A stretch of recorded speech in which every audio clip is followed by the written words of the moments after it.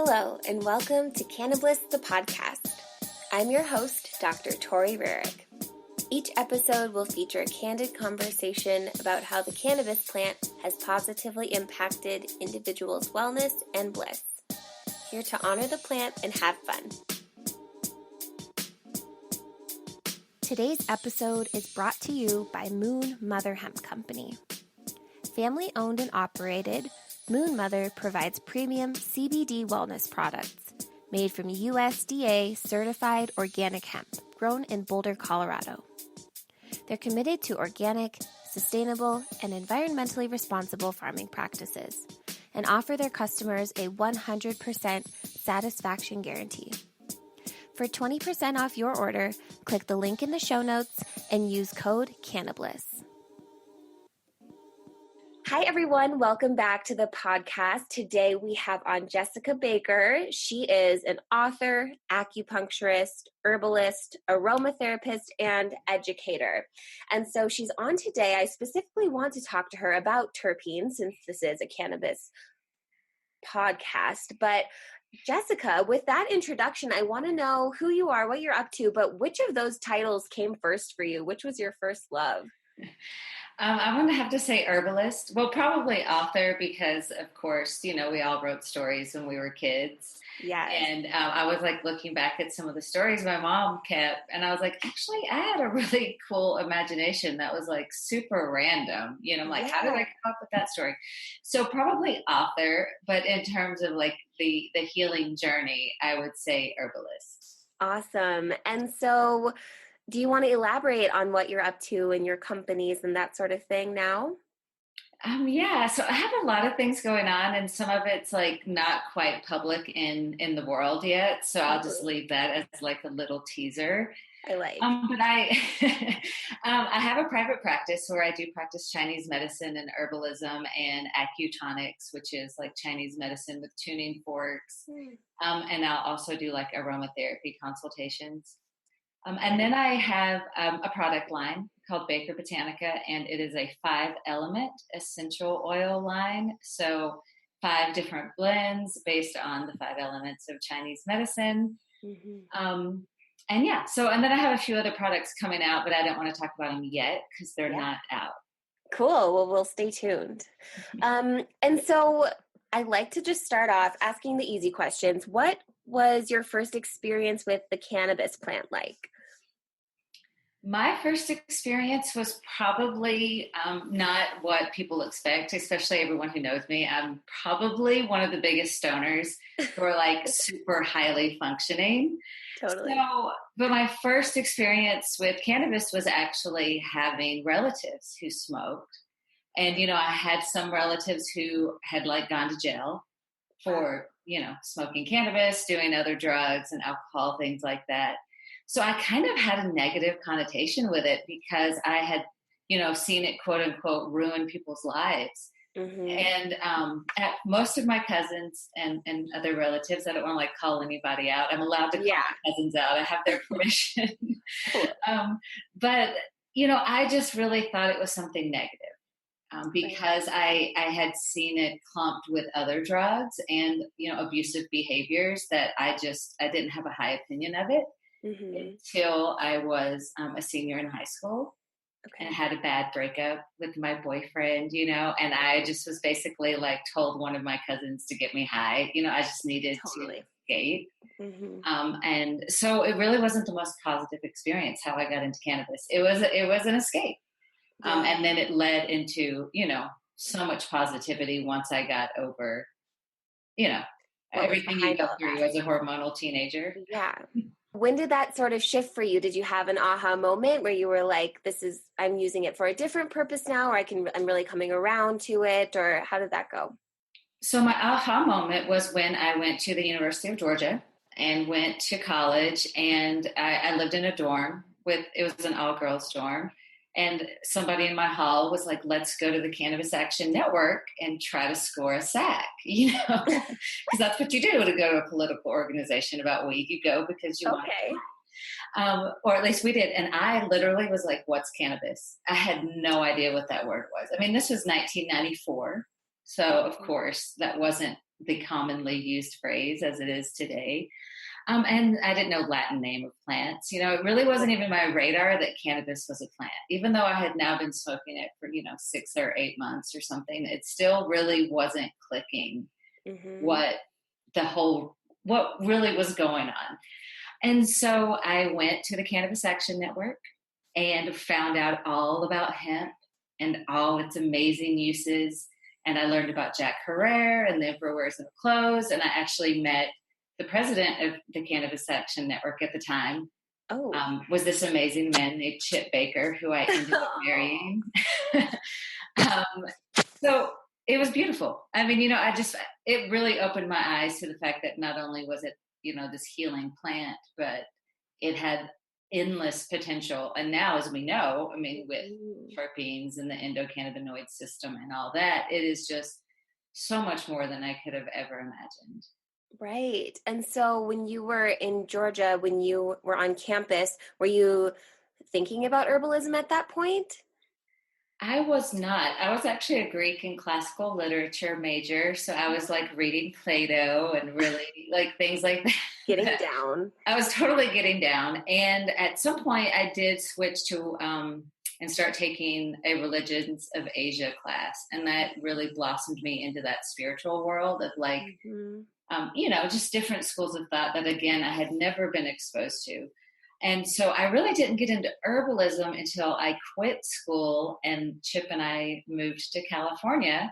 And then when I got to Humboldt County, it was really amazing because a bunch of people were growing weed and really cool, like farmers market and, back to the land community.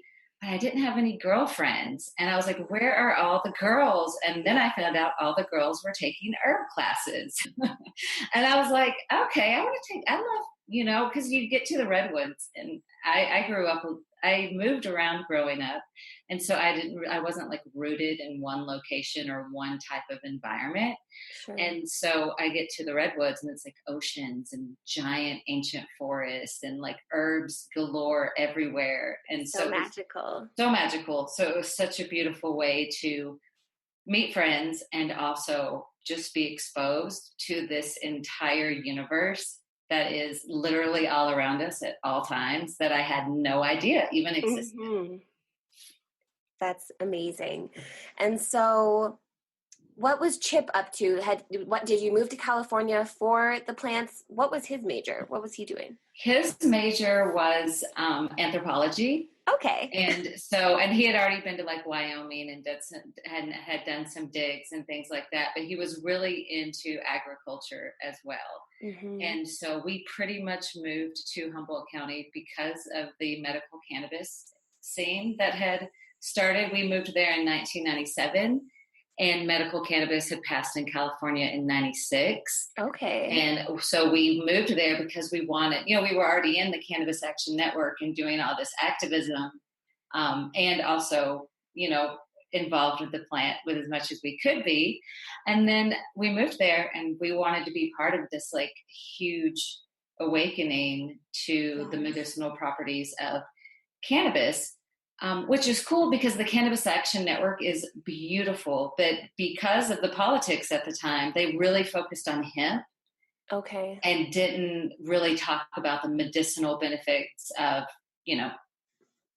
cannabis. I mean, hemp is cannabis, but you know what I mean, to like differentiate the two.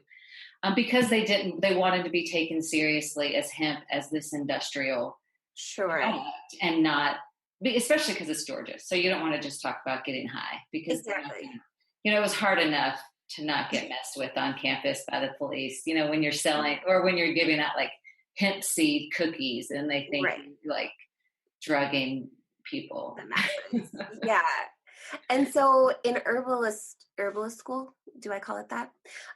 You could it was like a certification program. Okay. It was definitely like, it wasn't like a rigorous school. It was more like walking through gardens and the forest singing songs, Sounds really lovely.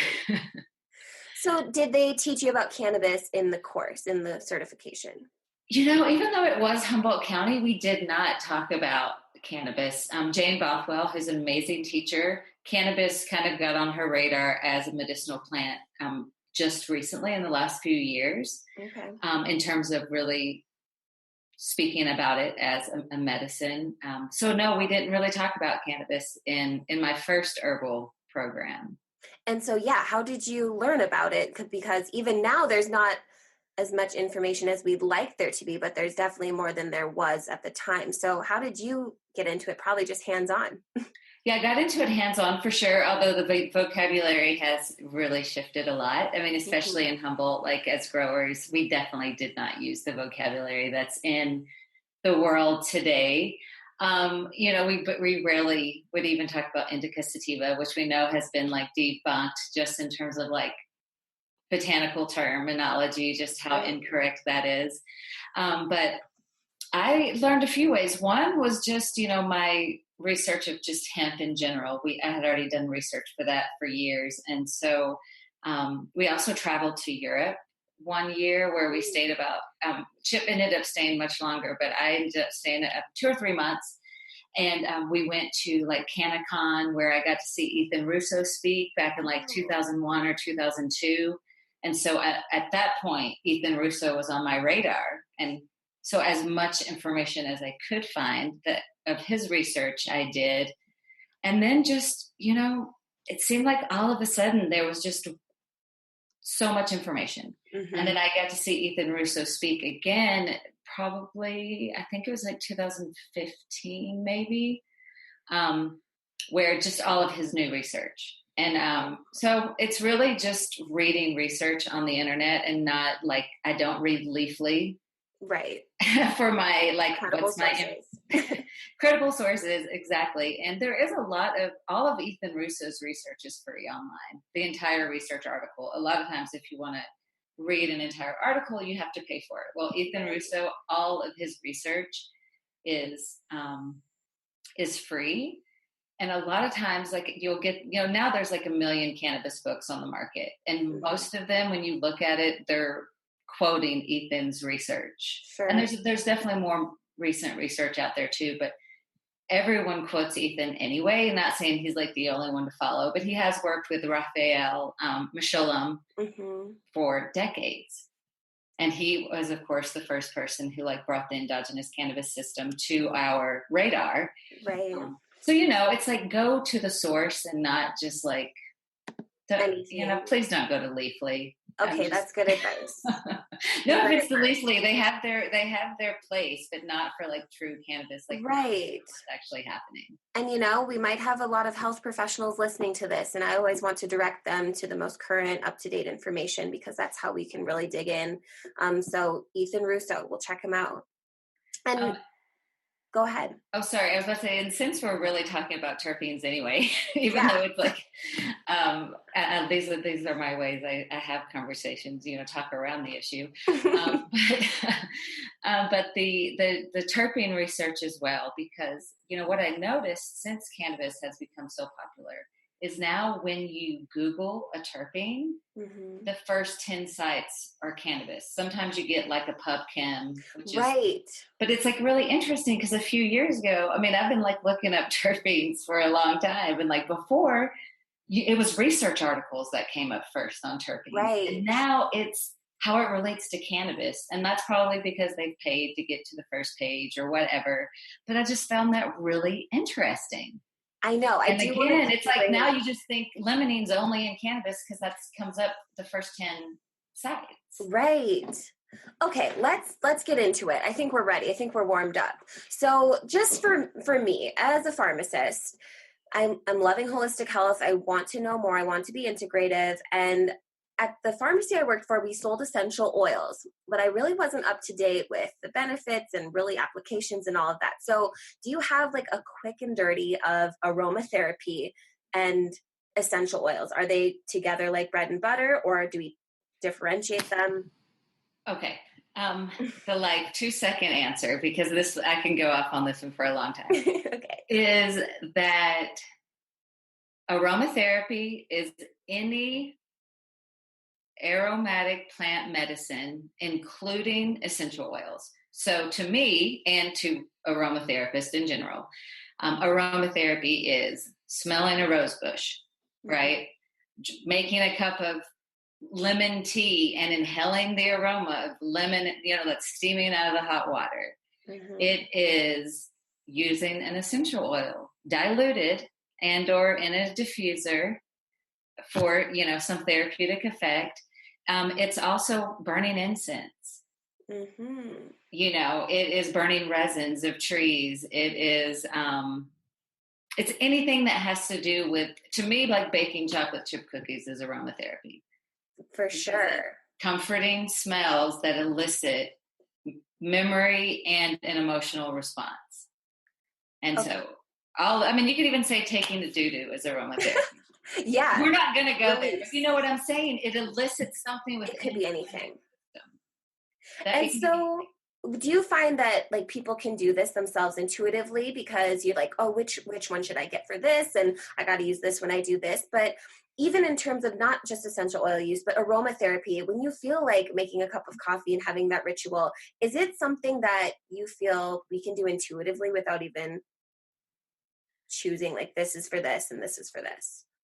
as long as we're not internally ingesting essential oils or using essential oils undiluted on the skin or doing something just radical with it, then yes, I'm going to say that is a very intuitive thing. Okay.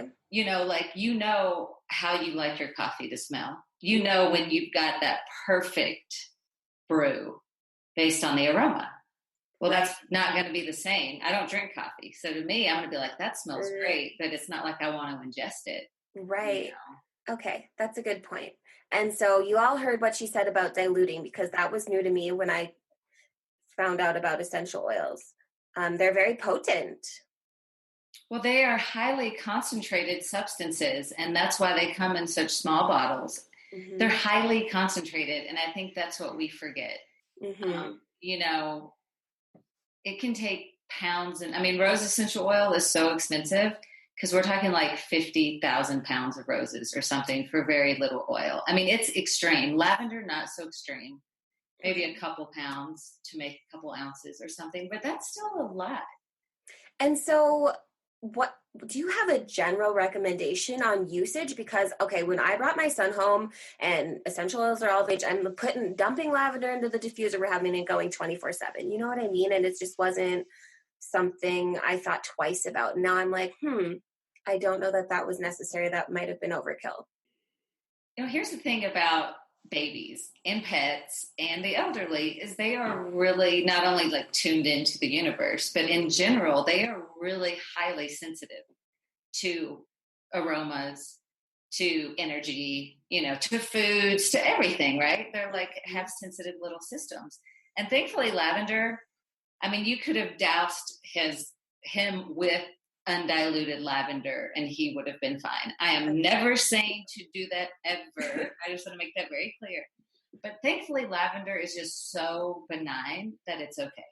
Okay. And so, and then the good thing about the diffuser is it is being it's no longer being concentrated, right? And on one specific area, it's being diffused literally in the air.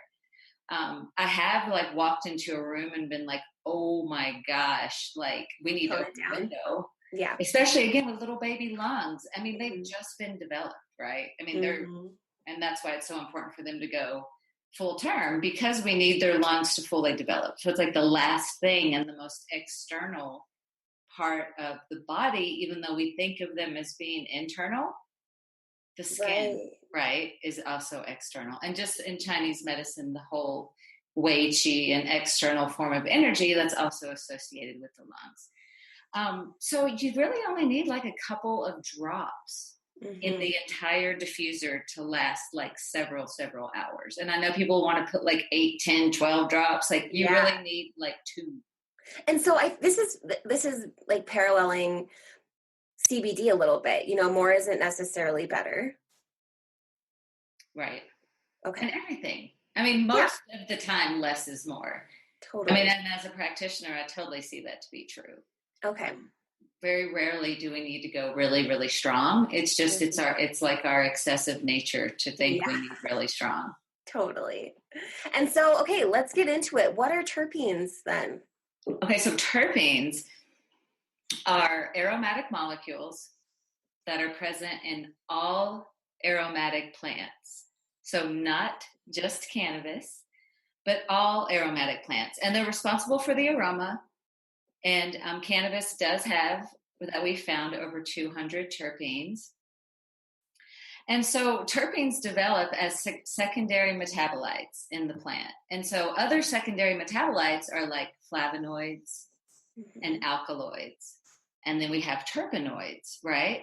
And so secondary metabolites can be harmful to specific mammals' livers.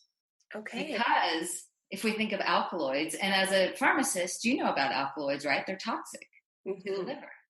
And some of them can be like toxic to the heart. And so we really want to understand what kind of terpene we are having people, since there is a lot of ingestion, then we need to know what kind of terpene are we having, because something like thujone is really toxic to the liver, and we don't want anyone to take that internally. Okay.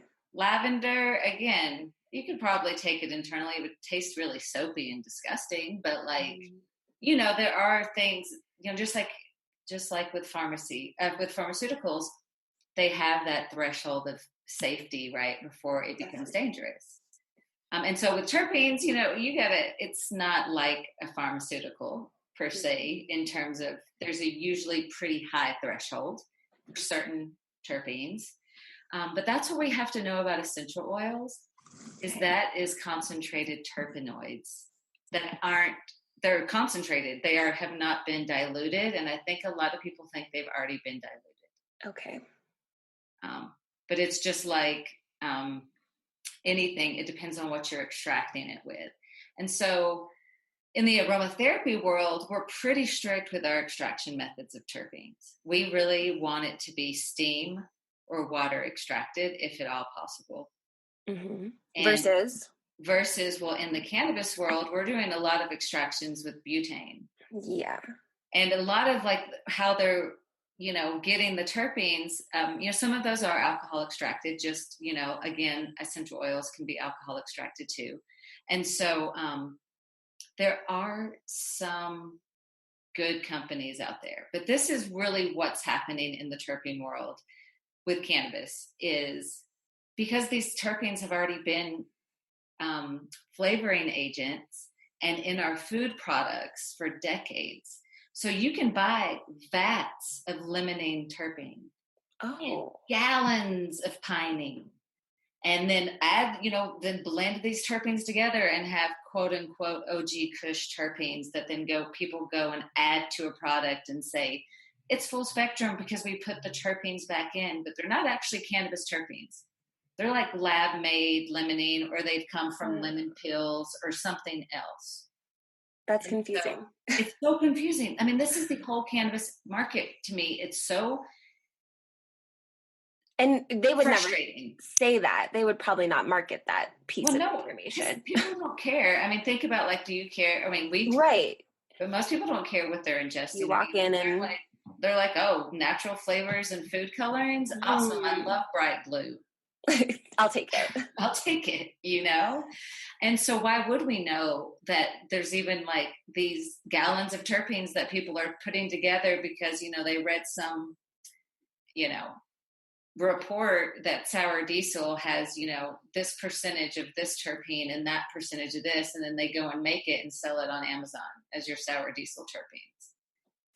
Which if you do Google Amazon, you can see how people are selling terpenes based on cannabis strains, but those are not terpenes that came from cannabis. Let's just make that clear.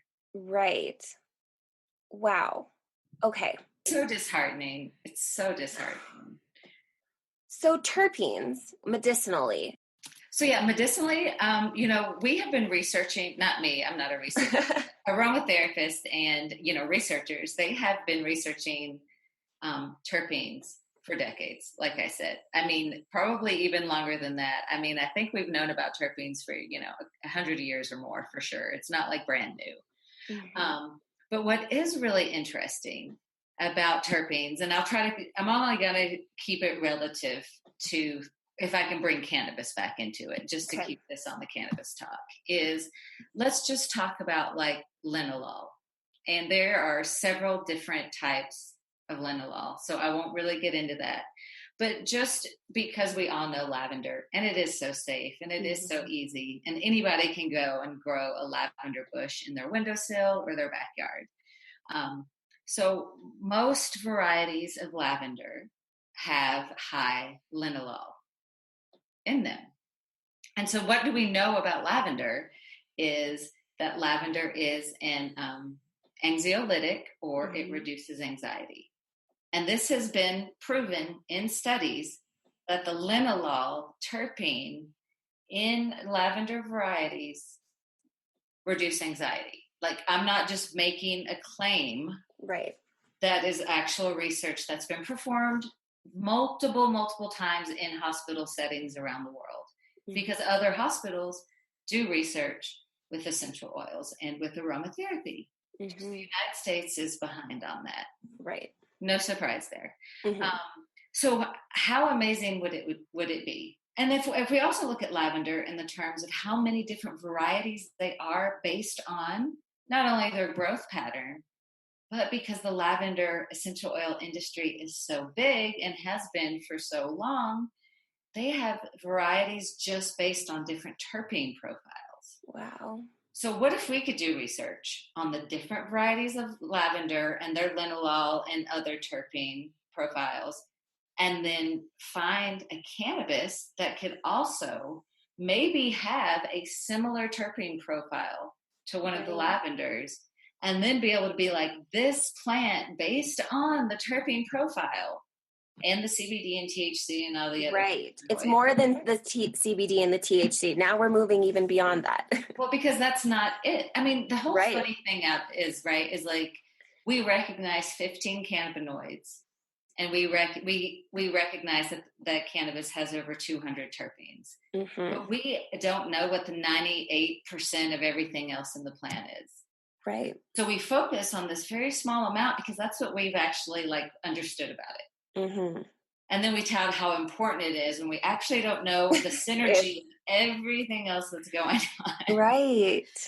So I would just love us to, like, we do have so much research with terpenes already. And cannabis is like all the buzz, and like there are definitely people, especially the extractors, who talk about the terpene profiles. But I would love to see us really like look at terpene profiles of plants we already know their therapeutic actions, and then be like, just guess and then do research based off the cannabis profiles. And as we know, everyone just makes up cannabis names. So we can't go off a strain name. We have to actually go off the profile. I think I was listening to maybe one of Chip's podcasts, and it was about aromatherapy and terpenes. And that was really fascinating to me, to really, because as a pharmacist, I'm like, I'm trying to make sense of this. I want to be able to tell someone what to do and when to do it and why. And so, redoing the naming system, maybe we could start there and really just having a full profile of the plant. Absolutely. Or at least the fullest profile we know about the constituents, right? Definitely. I can tell you that in hemp essential oil, the main terpene is beta-caryophyllene, super anti-inflammatory, and that's why so many people are using cannabis products as skincare products. They're acting like it's the CBD, but it's the beta-caryophyllene. They just don't know. They're selling CBD, which is cool. Yeah. If anybody does want to formulate an awesome line, I'd love to help you. But reach out. All right. I'm a good formulator, and I actually know why I'm formulating, and not just because I read it on Google. No, exactly. But like, no, you're legit. I love it. So like what else do you think is important for us to know about terpenes? Okay, well, what I am really fascinated with, and I think it's so cool, cannabis or not related, I'm going to keep it to cannabis, but even if cannabis wasn't in the picture, the cool thing about terpenes is they really activate and work on the limbic system, right? And the limbic system is one of the oldest parts of our brain. So, as our brain grew, we call like the limbic system is like in the reptilian part of the brain.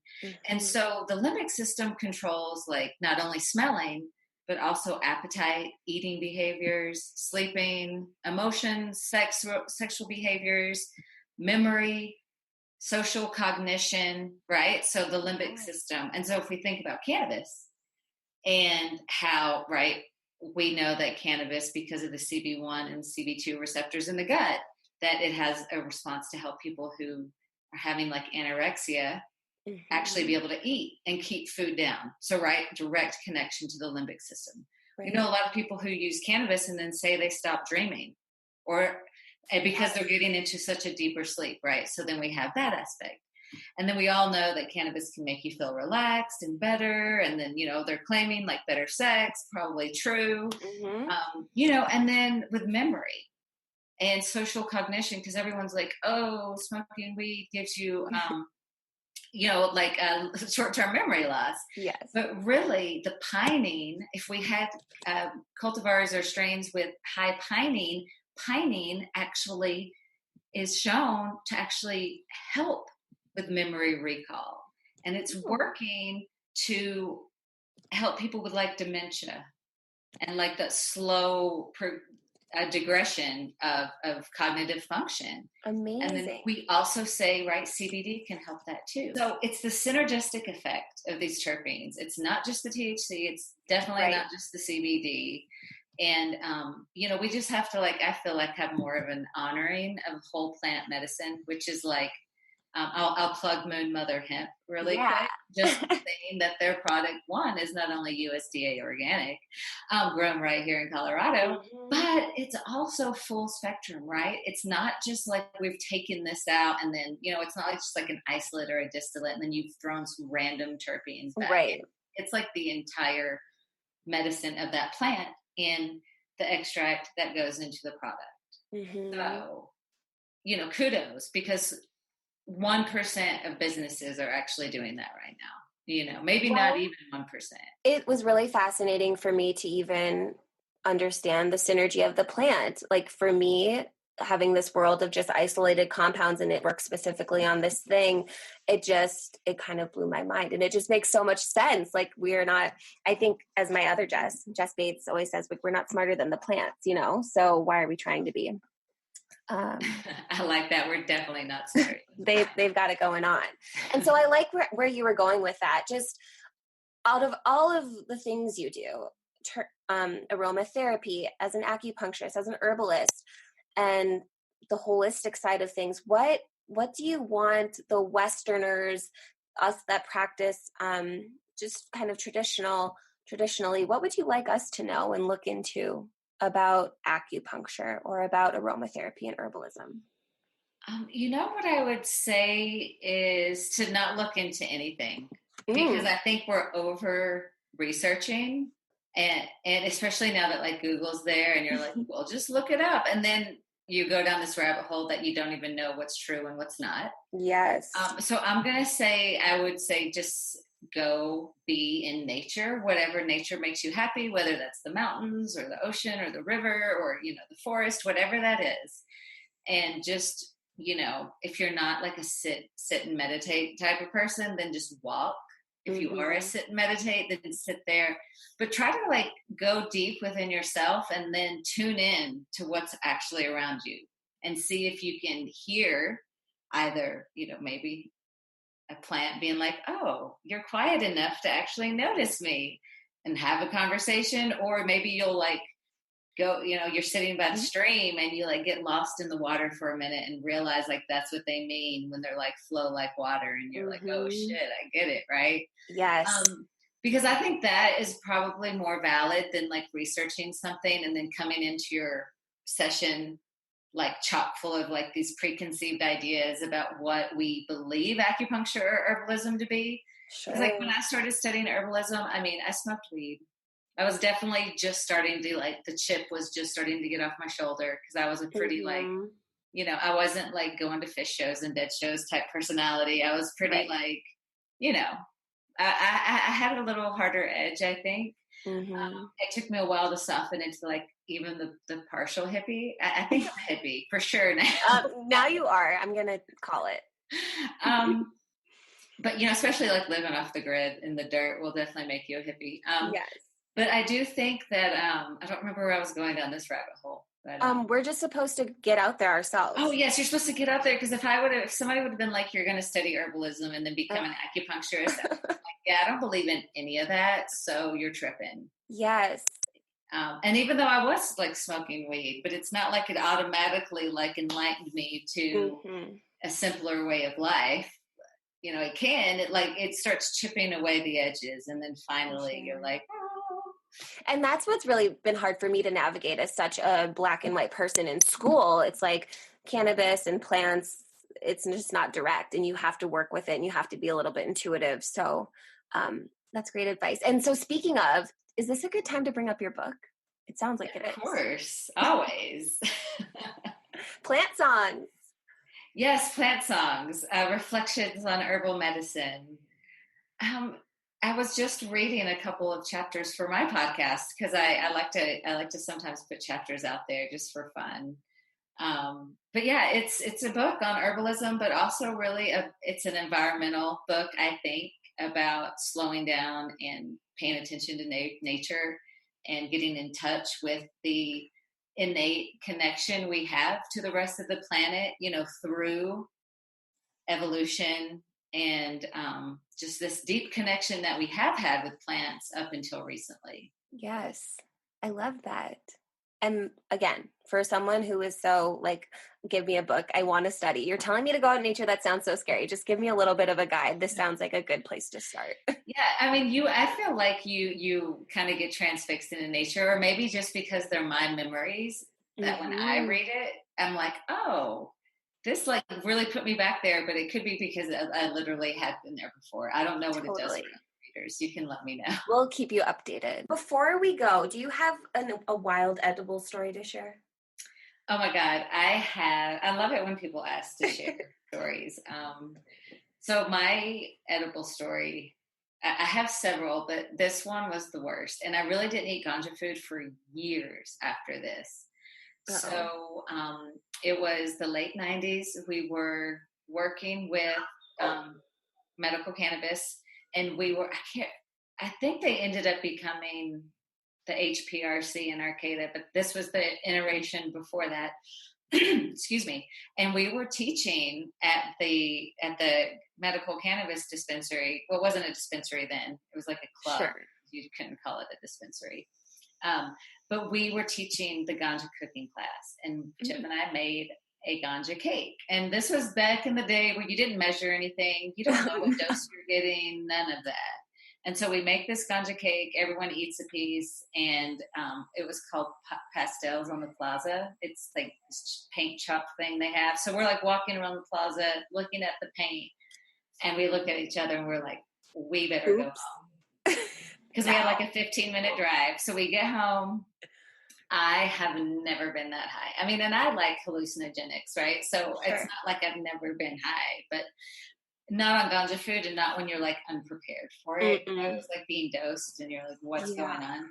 So I was having audio hallucinations.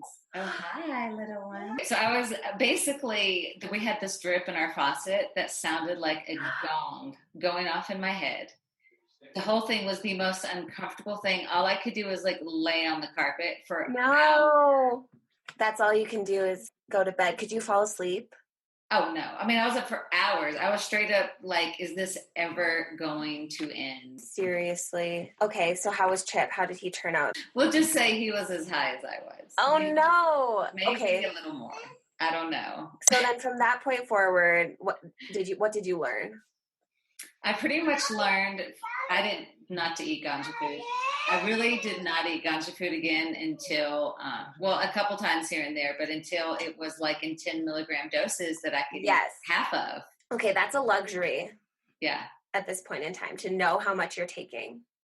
It is, although I don't feel like all companies are consistent all the time, but for the most part, yeah, it's the Coda bars. I'll give a prop to them. I feel like they're consistent and it tastes good. Okay, check them out. So where can the listeners find you? Instagram, Facebook? Yes, so my website is bakerbotanica.com. On Instagram, I'm Baker_Botanica. On Facebook, my business page is the best one to try to reach me at, and that's Jessica Baker, LAC, and the LAC stands for licensed acupuncturist. And I think that's about it. I mean, I'm on LinkedIn as Jessica Baker, LAC too. I don't know how many people are on there, but awesome. But yeah, that's the best way to get in touch with me. Oh, and I do want to plug my podcast, the Herb Walk podcast. And I have a blog too called the Herb Walk blog. I do teach around the country at different conferences. And I do have some classes online. Like if you're an acupuncturist and you need CEUs, I have 3 CEU classes that are webinars that you can order from my website. And then I just have a YouTube channel with like a bunch of videos, and some of them are better than others, I'll be honest, but my most recent ones I think are the best. And I have like a whole hour-long class on YouTube for free on Chinese medicine and aromatherapy. Cool. Okay, I'll link it. That sounds awesome. And then, I want to teach more in Colorado, but, you know, I teach kind of sporadically, and at some point I will have online classes. I just don't know when. Oh my goodness. Okay. Thank you so much, Jessica. You are a wealth of knowledge. I'm so glad you came on tonight. Well, thanks, Tori. I'm so glad you had me on. That was fun. Check her out, everyone. Thank you so much for tuning in to Cannabis, the podcast. Don't forget to subscribe and give a 5-star rating. You can find more information about mindfulness and what I do at tidytour.com. Follow the Cannabis over to Instagram and connect with me through direct message anytime. Big love. I was like, this is going to be really quick. Let me just talk to you for 40 minutes.